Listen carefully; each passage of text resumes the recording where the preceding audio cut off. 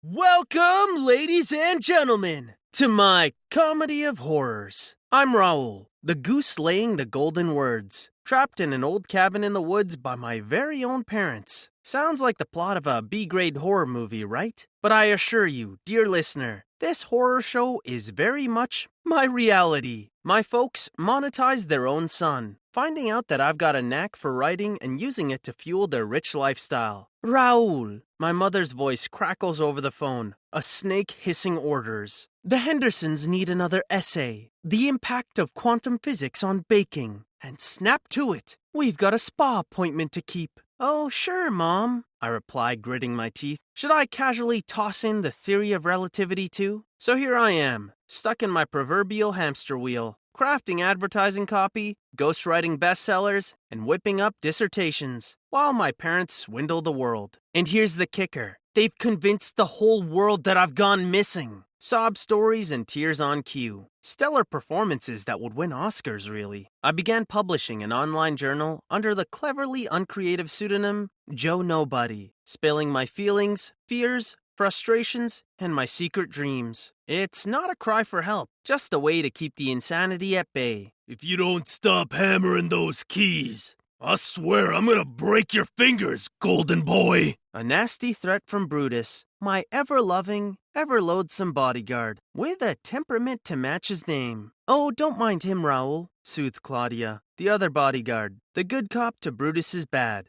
She once slipped me an extra chocolate bar, so we're pretty much BFFFFFs. Well, not too many people took my journal seriously. Most probably thought it was the work of some angsty teen, or some nutcase. But one person, Professor Tilda, my old English tutor, she recognized my style, my voice. She once commented on a post, "You're a beacon of hope, Joe Nobody. Don't stop writing, ever." Little did she know, those words of encouragement kept me going through dark days, the light at the end of my long, gloomy tunnel. So I keep writing, spinning stories from my dingy prison while my parents take yet another trip to the Bahamas. By some miracle, Tilda stumbled across my online journal. "This sounds familiar," she probably mumbled to herself, sipping her steaming hot tea and squinting at her laptop screen. I bet she never thought her favorite student would turn out to be a ghostwriter in captivity. Then came the confirmation. She was certain it was me. The use of an obscure Shakespearean pun I used in my writings was a dead giveaway. She had taught me that. Tilda had found me. I could almost imagine the look on her face. Meanwhile, back in the cabin, Brutus and Claudia kept a close eye on me, making sure I didn't even think of escaping. Oi, golden boy! Time to churn out another bestseller, don't you think? Brutus grunted. "Leave him alone, Brutus. He's working," Claudia chided. She wasn't like Brutus. She had a softer side. Not that it made my situation any less dire. In the cabin, frantically typing away, when that dreaded phone call comes in. It's the twin voices of my torment, the creaking hinges of my personal hell. My parents. Raul! My dad's voice as cold as ice. You better not be slacking! I let out a hollow laugh. "Oh, don't worry. I've penned half the Encyclopedia Britannica today. But go ahead, accuse me of slacking," I retort, trying to keep the tremor out of my voice. He growls something incomprehensible and hangs up. Lovely. The phone rings again. My mother this time. Her feigned concern would almost be touching if it weren't so horribly misplaced. "Are you eating properly? You know we can't have you getting sick." "Oh, absolutely. Nothing like canned beans and stale bread to keep a gut healthy," I reply, my voice heavy with sarcasm. Back in the realm of the sane, my old Professor Tilda is piecing together the puzzle. My digital cries for help in the form of my online journal are becoming clearer to her with each passing day. She finds a tech genius student who's eager to help. He begins tracing my online breadcrumbs. Then Claudia decides to check up on me. She's hesitant, cautious. "Raul," she whispers, "have you ever thought about, leaving?" I smirk, trying to keep my voice steady. "What, and leave all this luxury behind? I've been planning my great escape since day one." Just as Claudia is about to reply, Brutus barges in, a snarl on his face. Enough idle chatter! Get back to work! Just as I'm wrapping up another painfully drawn-out essay, there's a knock on the door. Claudia steps in, a curious glint in her eyes. "Guess what? We've got visitors," she announces, her voice uncharacteristically cheerful. "Let me guess. Tax collectors?" I smirk, expecting another one of her practical jokes. But the look on her face tells me otherwise. No, it's your old professor, she whispers. My heart nearly stops. Without wasting a minute, I ushered into the living room. My eyes meet Tilda's across the room. I want to rush over, to hug her, but Brutus is standing guard. You're not here to take him, are you? Brutus growls. Tilda, as composed as ever, assures him she's only here for a quick visit. Throughout her visit, we exchange coded words, hoping Brutus won't catch on. At one point, I make a passing reference to Kafka's Metamorphosis. I see recognition flicker in her eyes. Later, Claudia manages to distract Brutus. Seizing the moment, I slip Tilda my manuscript. She hides it beneath her coat and gives it a solemn nod. The plan is in motion.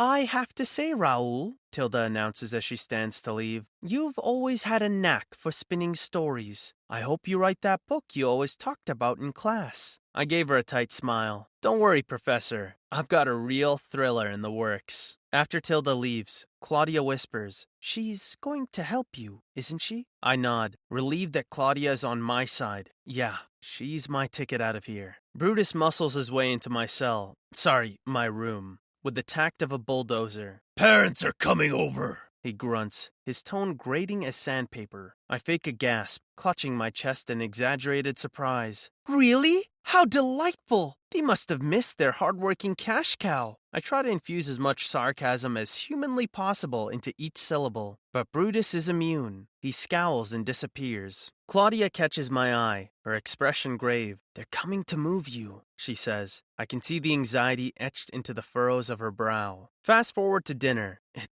It's the most warped family reunion I've ever been a part of. My parents storm in, mother draped in enough fur to warrant an animal rights protest, while father struts in his usual business attire. Over dinner, it's a chess match. Each question is a calculated move, each answer a strategic counter. They're trying to figure out if I know too much, while I'm desperate to keep them in the dark. Mother makes the first move. How's the writing coming along, darling? As fun as a root canal, I shoot back, my smile tight. Father joins in, his voice oily. You should be grateful, son. Not everyone has the opportunity to work from home. I wouldn't exactly call this working from home, Dad. It's more like working from my personal prison, I reply, my words loaded with an edge. When Claudia excuses herself for the restroom, it's actually to alert Professor Tilda. Meanwhile, I prepare for the main event. I feel like a gladiator in the arena, facing the lions. My heart pounds, but I tell myself, this is it. Stop! I interrupt them in the middle of their incessant probing. The words hang heavy in the air. Their surprised faces are a sight to behold. Just stop! Why? Mother chokes out, the color draining from her face. Because I'm done. Done with your lies, your manipulation, your greed. I spit out the words like venom. The tension in the room is thicker than Dad's wallet. But son, we are only doing what's best for you, your future. Father attempts to reason. I scoff. Best for me or best for you? Mother quickly interjects. We've given you everything, you ungrateful child, and taken away my freedom, my life!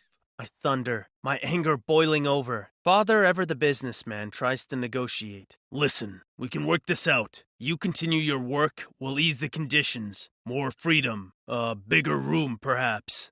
I shake my head, disgusted. I'm not your pet project, Dad. I'm your son. Have you lost your mind? My mom yells. She's the picture of a drama queen. The works. Mascara running, hair frizzing. You're making a scene! Father growls, his voice low. He's got the red face of a tomato that's spent too long in the sun. The confrontation seems to last forever, but it's over within minutes. The room is silent apart from our heavy breathing. The showdown ends with my rebellion. It's their worst nightmare. Meanwhile, outside, the real drama is unfolding. Professor Tilda, police, and media personnel surround the cabin, armed with evidence and ready for the spectacle. They burst in, shattering the stillness. Lights flash, cameras roll. The truth, my truth, is laid bare. I sit there amidst the chaos, a wave of relief washing over me. The lead officer, a lady built like a tank, strides over. You're under arrest, she announces, voice as stern as her expression. Wait!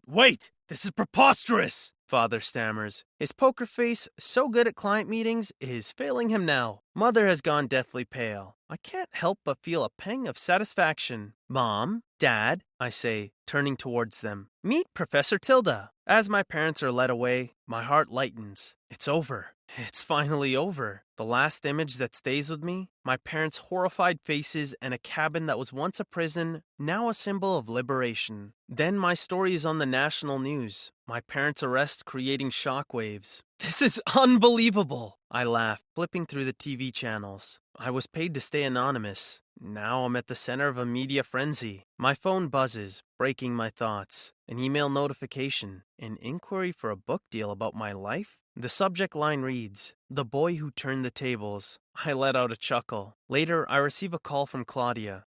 She sounds tired, but relieved. "We did it, huh?" she says, her voice softer than I remember. "Yeah, we did," I reply, surprised by the warmth in my voice. Our conversation is short, filled with long silences, but for the first time, it doesn't feel uncomfortable. It feels nice. On the other side of town, I imagine Professor Tilda celebrating. She's probably at her favorite Chinese place, ordering the spicy tofu she loves. I smile at the thought. She honestly deserves it. In the silence, I turn my gaze towards my laptop. The blinking cursor on a blank document stares back at me. The feeling is strange, familiar. I start typing, the words flowing freely, the story of my life unfurling on the page.